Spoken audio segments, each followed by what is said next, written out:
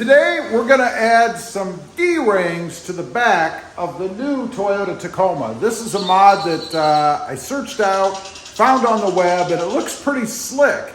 There'll be a link down below if you want to check it out, by the way. But it's sitting right here. Let's go ahead and unbox it, and then we're going to do the install. So, what does it come with? Well, a couple of pretty substantial brackets, some shipping paper, a bunch of fasteners, really not too many for this application, I don't think. And then we have the D-ring bracket itself, and look how substantial this thing is. This is going to bolt to the frame member in the back, by the way, so it is an actual usable piece. And then we have a bunch of washers. I'm guessing these are for the D-rings. I'm not exactly sure. We'll find out what this is for. The second bracket, obviously. And then they actually, in this kit, give you the D-rings as well. These are black in color. And I might paint these something, I don't know. They're 3/4, by the way, as far as the pen size. So that should be pretty stout. Take a look. Of course, there are two, one for each side. And lastly, we do have some instructions. So we'll have to take a look at that. Doesn't look too difficult to me. And I'm real curious. Ooh, it's kind of, must have gotten wet at some point or something. I don't know, the box isn't wet, so maybe before they put them in, I don't know. I'm curious about the D-rings, if they actually cover that, tell you what those washers are. They sort of do. In the picture here, you can see they've got the washers in between to kind of, I guess, deaden any kind of sound you might get from them moving around. I don't know. So anyway, that is the entire kit. You guys can see here. I'm going to go ahead, get set up, and we're going to see if we can't get these installed. All right, the way this works is pretty simple. You have the bracket here. It goes around to the back. You want to make sure that the arrow is pointing up. So it's going to go right around the back, and then the front part is going to go like that and bolt on. That's pretty much it. It's really pretty darn simple to do. So I'm going to go ahead, put the bolts on there. You are supposed to torque this to 65. I'll probably break out the torque wrench. I actually have one now, and get it torqued properly.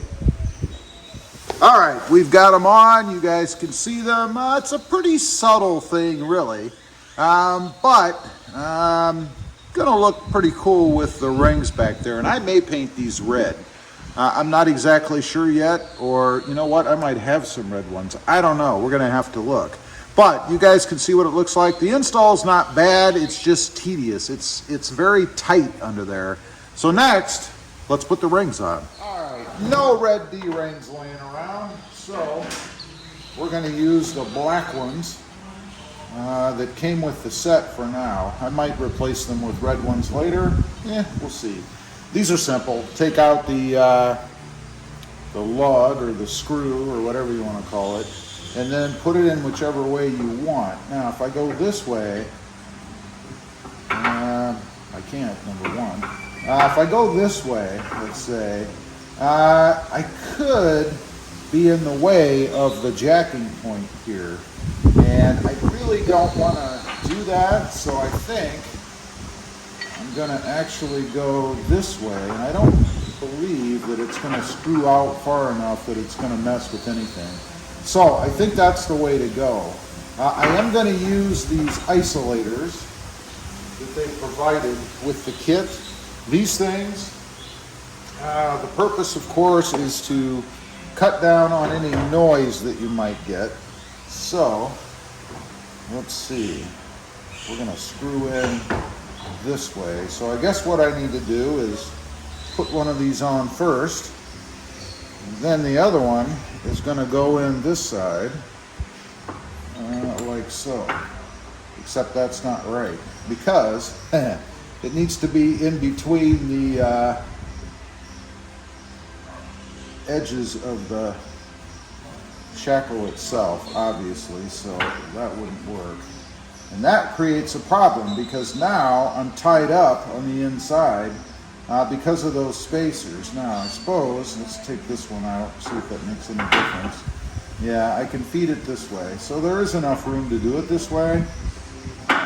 Again, it kind of is personal preference which way you want them to go. This would make it more difficult to steal, of course. I do have a remedy for that as well, which I've shown before, but I'm going to show you guys again. So that's the way that I'm going to put them on. And then to kind of crank it down a little further, I'm just going to stick a screwdriver in the hole and crank them down. But you get the idea. That's how it's going to go on for me, hopefully with both screws on the inside. All right, we've got both sides on. Now, my little theft deterrent device is this kind of wire. It's actually a keychain, but it screws on one end and then tightens down pretty well. And I gotta say, once you get these tight, they're very difficult to get off without a tool.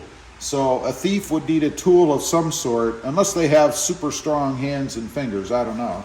So the way that they go is just through the eyelet on the rod, if you will, and then, hopefully simply, you just screw them on the other side until they're nice and tight, about like that. And you really don't need to do any more. It's almost like they fuse on there. They're very difficult to get off.